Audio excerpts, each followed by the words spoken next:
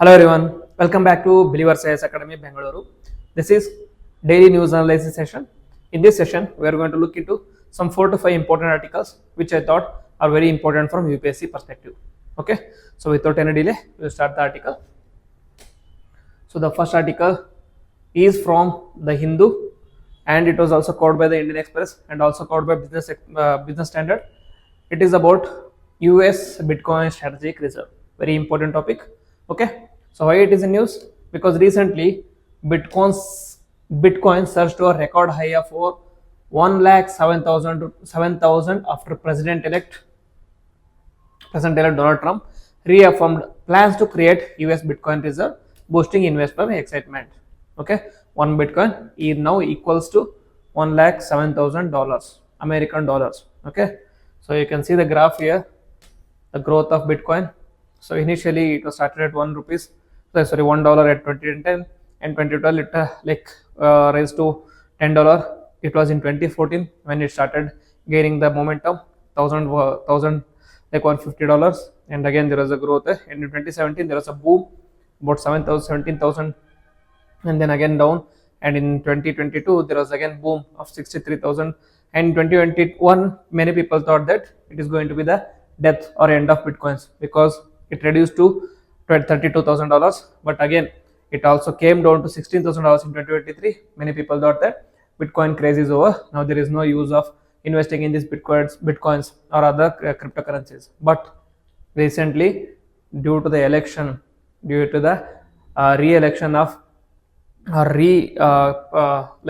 newly elected Donald Trump, he became president of America again, and one of his motive was to make Bitcoin as a reserve. Okay, so because of that, investors' confidence has increased and it has crossed $100,000 equals one Bitcoin. Okay, and so presently about cryptocurrencies in India. So the legal status of cryptocurrency in India is uncertain. It is not sure whether it is completely legal or whether it is illegal. Okay, so there have been many legal issues. Okay, RBI has warned against cryptocurrencies, citing risks to investors, confirming that they are not legal tender. Okay, RBI said that it is not legal tender because they are risk with respect to investors. In 2018, the Supreme Court overturned the RBI ban on financial institutions dealing with the cryptocurrencies. Okay, Supreme Court said that a blanket ban on complete cryptocurrency cannot be accepted. We should do the research and other things, and only then we can deal with the complete ban on cryptocurrencies. And then in 2022 and 23 Union Budget, the government of India announced 30% tax on cryptocurrency transfers. Okay, as we know, the present government, especially the finance ministry, is keen on taxing every kind of wealth, every kind of revenue you earn. Okay. Additionally, a panel has been formed to explore blockchain technology and potential for central bank digital currency. Okay, initially RBI was hesitant to let Bitcoin or cryptocurrency be known as legal tender. Now RBI is involved in establishing a central bank digital currency. Okay, so we already discussed that one previously. Just I thought I will let you know about the legal status of cryptocurrency. So then, what is the strategic reserve? Okay, what is the strategic reserve? Strategic reserve is a stockpile of critical resources used in times of crisis or disruptions in supply. Okay, normally strategic reserves are maintained in US dollar, gold, government securities, etc., etc. Okay, so these are used as a reserve when your country is falling into crisis, or there is a disruption in supply, or there is economic shock. During those times, these reserves are made use of. Now, US government is planning to include Bitcoin in this strategic reserve. That is why this news becomes very important. So what are the examples of strategic reserve? The US Strategic Petroleum Reserve, which is the largest global emergency oil stockpile created in 1975 after the 1973-74 oil embargo. Okay, so there are different types of reserves. One of the reserves US already has is petroleum reserves. It is a result of 1973-74 oil embargo or oil crisis in the Middle East due to the Arab War. So they decided to create an oil stockpile for USA so that in case there is any other oil embargo in the future. We can depend on ourselves instead of depending on the Middle Eastern countries. Then Canada's maple syrup reserve. This is the only global strategic reserve for the maple syrup. Okay. And then China's reserves. Their resources include metals, grains, and pork. Okay. So in terms there is any few disruptions in supply, there is any issues in the future, these are the reserves some countries have established.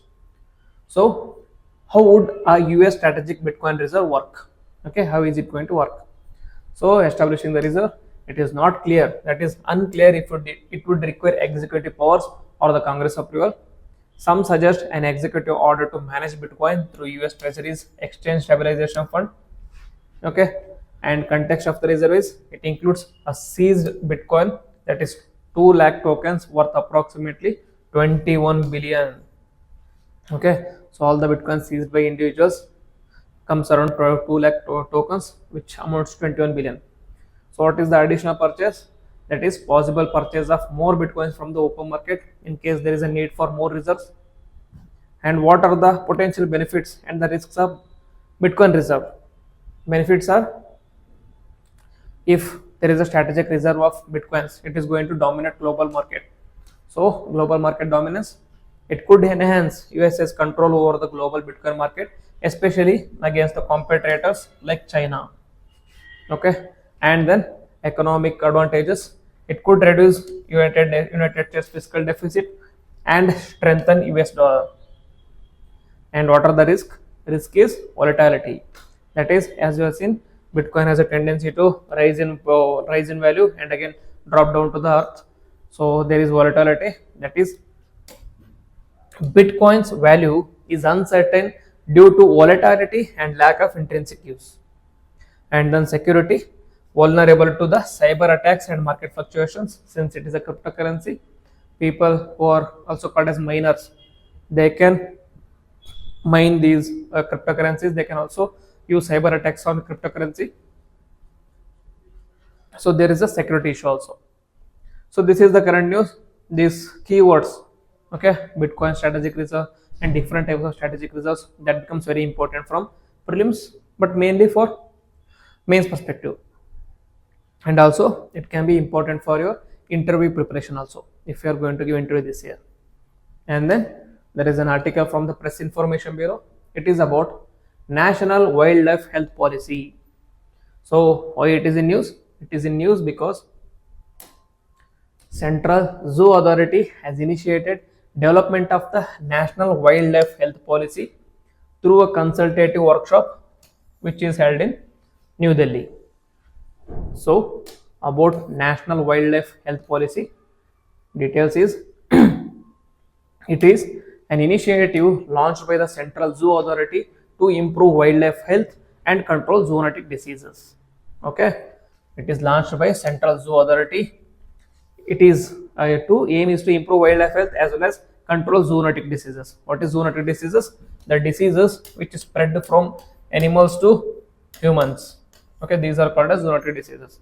And the famous and the recently news, recently disease which is in news is Casanova forest disease, which which is transferred from the monkeys to human beings. Okay. So, and Central Zoo Authority, it is a statutory body established in 1992 under the Wildlife Protection Act. Okay, it is a statutory autonomous body under the Ministry of Environment and Forest, Climate Change. Okay, so it is a statutory body under Act. You should remember, the Act is Wildlife Protection Act of 1972.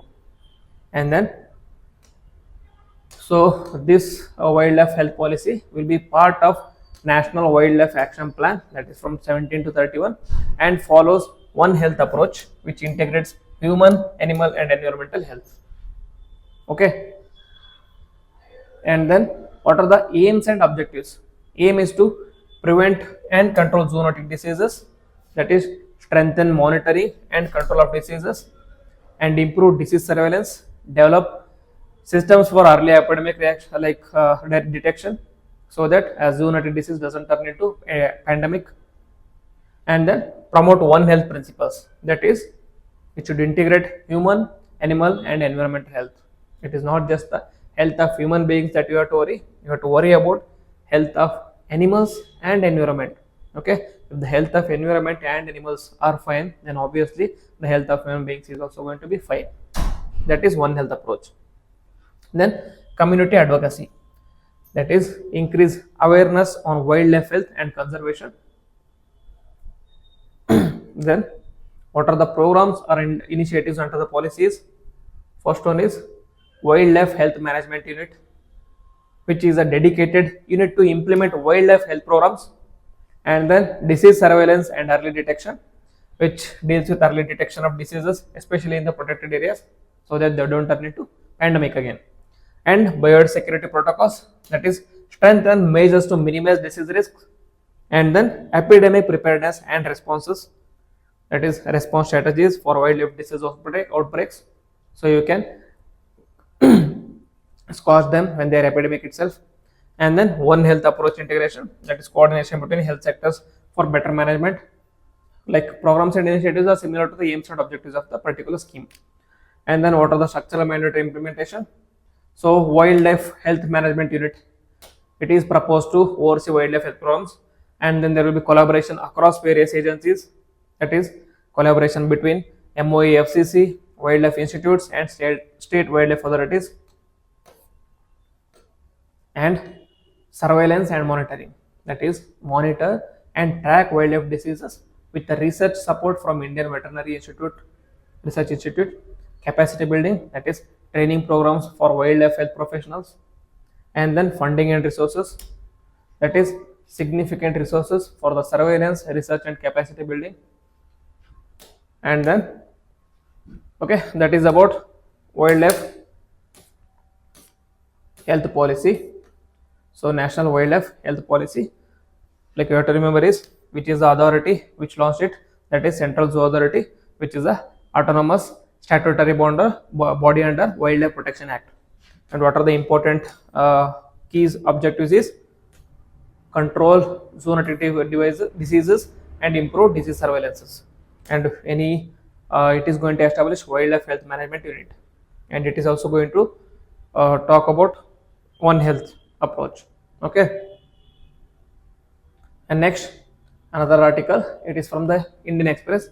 It deals about reforming national entrance exams, a push for transparency and efficiency. We all saw about NEET scam in 2023, and we also saw about PGT scams in 2023 and many other competitive exam scams. So in order to deal with these national entrance exams, there is a push for transparent efficiency. Okay, so here it is in news.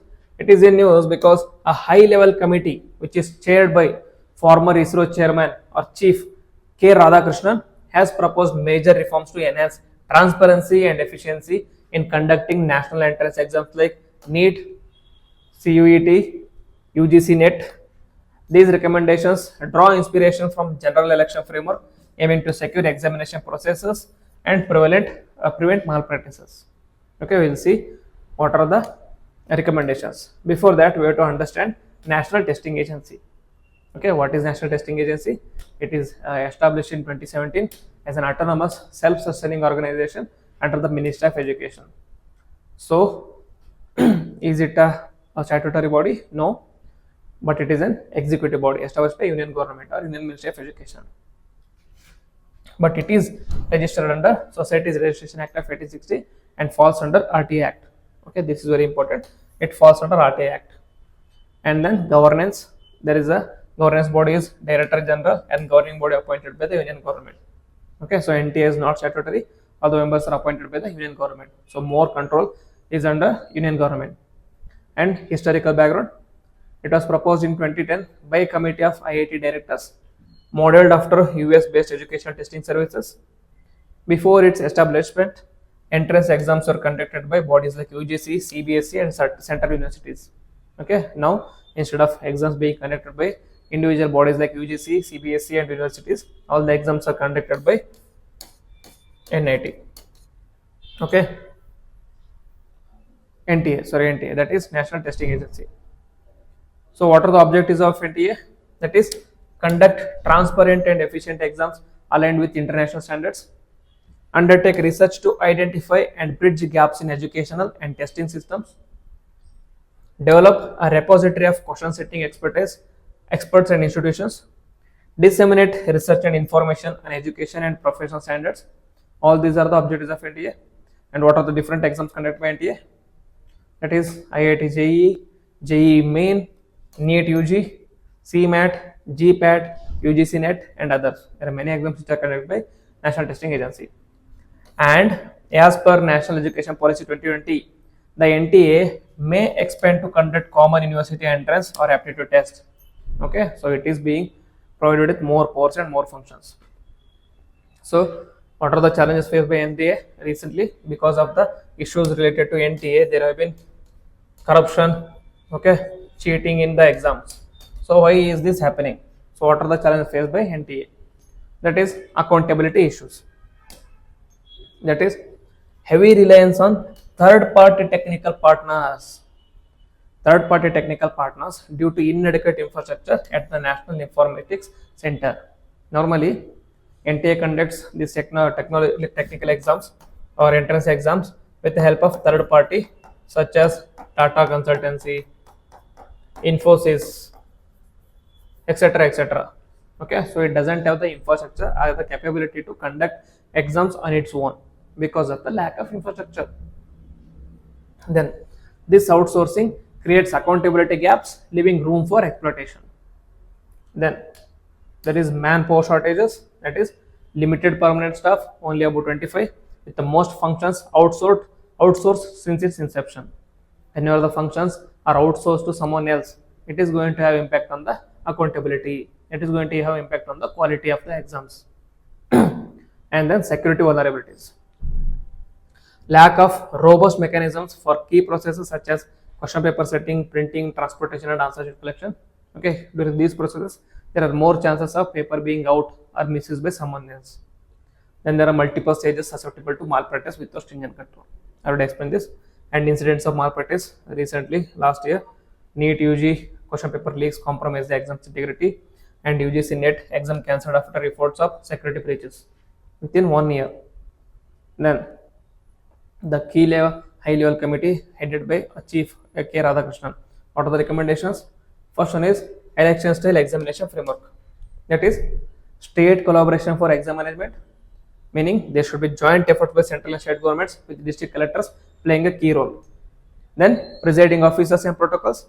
NTA appointed officers at each testing centers to oversee operations similar to polling booth management, and how there is polling officer, returning officers at a polling booth. There should also be presiding officers which will be appointed by NTA. Then sealing and securing centers, that is testing centers to remain sealed before exams and unsealed only in the presence of district administration and NTA officials, mirroring election protocols. Then state and district level oversight, that is there should be state committees which is led by a nodal officer including a representative from state police, NTA, IB, and NIC. All these bodies should be involved so that there is no issues of misuse.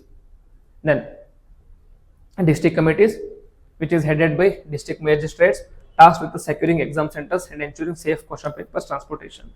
Okay, most of the times malpractices happen during the transportation of question paper, so there should be more care taken during this process. Then testing center vetting, meaning centers evaluated based on the past records, ownerships, and intelligence inputs to prevent security breaches. Then minimizing dependence on private agencies, that is phasing out the reliance on third-party agencies such as TCS, Scion, collaborating with Kendriya and Navodaya Vidyalayas to build in-house digital infrastructure for computer-based testing. This is very important. Okay, so all these Kendriya and Navodaya Vidyalaya are the central government schools. So those schools should be equipped with in-house digital infrastructure so that they can do the computer-based testing exams. Then DG exam system, that is similar to Digi Yatra model, which should feature biometric verification of candidates, one-time entry of identification details during the application process, and then there should be enhanced monitoring and security. That is, there should be CCTV monitoring, continuous surveillance during exams, and sanitization of centers. That is, there is a regular third-party checks with additional verification by NIC and NTC and NTA for representatives. Then There is a revised role of NTA. The role, that is NTA, should solely focus on entrance exam for higher education, and recruitment exams can be held by other bodies. Okay, whenever a body is overburdened with more functions, there are more chances of like more chances of breach of accountability, more chances of the compromising efficiency and quality. So in order not to compromise the efficiency and the quality, only entrance exam should be conducted by NTA, and the rest exam should be given by some other bodies. And then exam mode flexibility, that is for NEET, the decision to conduct exams in computer based or pen and paper mode lies with the health ministry, with NTA serving as the implementing agency. All these recommendations become very important. At least remember main important key recommendations which is on the basis of national election. Okay, do try to remember the chief, that is K Radhakrishnan, who is heading this high level committee. Because this has been in news, it becomes very important. Because this NTA and the scams are in news, this topic becomes very important both for your prelims as well as mains. Then moving on to the next article. Next article is from the Indian Express. It talks about minority rights in India, safeguarding diversity as well as inclusion. It talks about introduction here is about it is in news because minority rights are integral to democratic governance, ensuring the preservation of cultural, linguistic, and religious diversity. The Indian Constitution, along with international frameworks like United Nations 1992 Declaration on Minority Rights, aims to protect and empower minority communities. As Franklin Roosevelt stated, no democracy can long survive which does not accept or as fundamental to its very existence the recognition of the rights of minorities. Okay, Franklin Roosevelt said that democracy can survive as long as it recognizes the rights of minorities, and when it ceases to recognize the rights of minorities, the democracy is going to end. Okay, so what is the historical context of minority rights? In 19th century Europe, in Austria, 1867, it guaranteed ethnic minorities the right to preserve their language and national identity. Okay, started with Austria, and in Hungary, neighboring country of Austria, it provided similar protections to ethnic minorities. Then, post World War I treaties, it incorporated minority protection clauses in agreements with nations like Poland and Slovakia. And India's approach, it adopted these principles during its constitutional drafting process, reflecting a commitment to preserving diversity.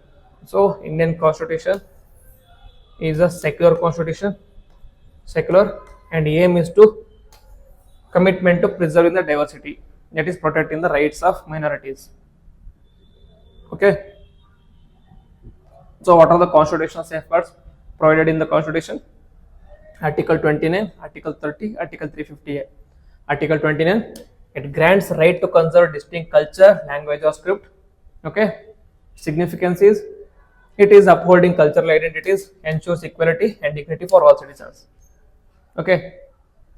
And Article 30, it empowers religious and linguistic minorities to establish and administer educational institutions. Okay. So in Article 29, the word or the term minority is not mentioned here. Okay, it is not mentioned here. So any community, be it minority or majority, has the right to preserve their culture, language, or script. Whereas in Article 30, it is clearly talking about minority. Which kind of minority? Religious and linguistic minority. They can establish and administer education institutions so that they can preserve their culture, language, or script. Okay. So what are the judicial interpretations? It recognized as essential for equality and non-discrimination. That is Article 29 and 30 are essential for equality and non-discrimination. So recent rulings such as Aligarh Muslim University Act 2024 reaffirm the minority character of the significant institutions. Okay. Then Article 350A, it mandates providing primary education in a child's mother tongue. Okay, it is very important that a child learns education in its own mother tongue, because mother tongue is the language of its expression. And then Article 350B, it calls for the appointment of special officer for linguistic minorities. Okay, whenever there are wherever the linguistic minorities are there, their rights are protected by a special officer. and there are certain personal laws which deal with languages also. That is, it supports community specific laws such as Nagas customary practices, fostering inclusivity, respectful traditions. So about how do we define minority? Okay, what is minority? There is a absence of universal definition. That is, the constitution does not explicitly define minority. Minority word is present in constitution, but it doesn't define minority. And judicial interpretations, example in TMA Pi Foundation, according to judiciary, minorities are defined at the state level. Okay, for example, Hindus are minorities in the state like Punjab in the northeastern region, or Hindus are minority in the state like Jammu and Kashmir also. Indicators for minority institutions, that is, it should be established with the intent to serve the minority communities. Okay, and factors like funding, administration, and operational controls are also considered during these processes. Then, so what are the judicial safeguards provided for minority rights?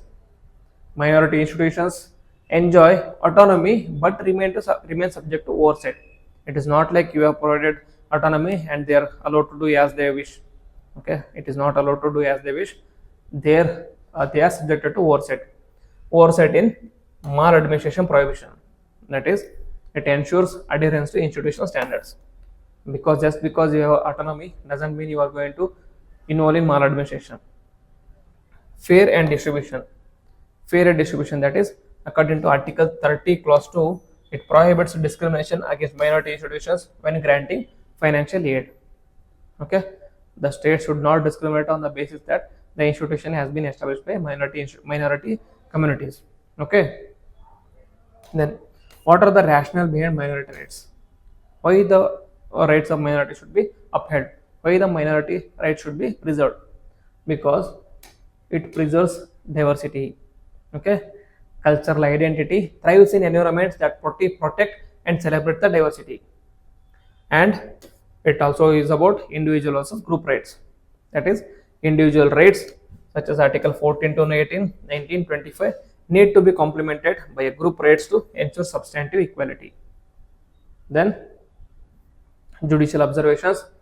Courts emphasize that special protections for minorities are crucial to achieving equality and preventing marginalization. And what is the significance in contemporary India? Significance is constitutional legacy. That is, Article 25 to 30 embody India's commitment to pluralism and diversity. Okay, what is India's motto of secularism? That is Sarva Dharma Samabhava. Okay, Sarva Dharma Samabhava, meaning all religion are equal in front of the constitution. This aspect of secularism is different from the Dharma Nirapeksha aspect of Western countries. In Western countries, the secularism is based on Dharma Nirapeksha. What is Dharma Nirapeksha? Dharma Nirapeksha is nothing but state is completely detaching itself from religion. Okay, state is detaching itself from the religion. That is Dharma Nirapeksha. Whereas in India, state is not detaching from the religion. Instead, it is treating all the religion equally. So, global relevance, the aspects of constitution aligns with the international standards such as Universal Declaration of Human Rights, underscoring India's role as a global advocate for inclusive governance. Okay, that is why it is important to safeguard minorities. We also saw the different protocols provisions present in the constitution providing the safeguards to these minorities. And then the next article is about IPBES report of 2024. Why it is in news? It is in news because the 11th plenary of the Intergovernmental Science Policy Platform on Biodiversity and Ecosystem Services, that is IPBES, took place in Namibia to discuss key scientific findings and evidence, findings and evidence addressing the global biodiversity crisis. So IPBES becomes very important. First, you'll understand about IPBES. IPBES aims to improve interface between the policy and science on biodiversity and ecosystem services. There should be synergy between the policy and the science in conservation of biodiversity. And the membership, it comprises over 130 member governments. And what is its purpose? It provides scientific assessments to guide governments, the private sector, and the civil society in decision making on biodiversity and ecosystems. Then establishment, formally established in April 2022, April 2012, with 90 countries signed its founding statement, originated from 2010 UN General Assembly resolution urging the United Nations Environment Program to convene a meeting for its formation. Okay, so formally established in 2012. Initially, there were 90 countries as a founding statement. What is the structural mandate? It is led by a plenary, meaning a main decision body with representatives from member states. So the plenary has a representation from all the member states. It operates on the principle of consensus, that is meeting annually to decide on a work programs, budgets, and reports.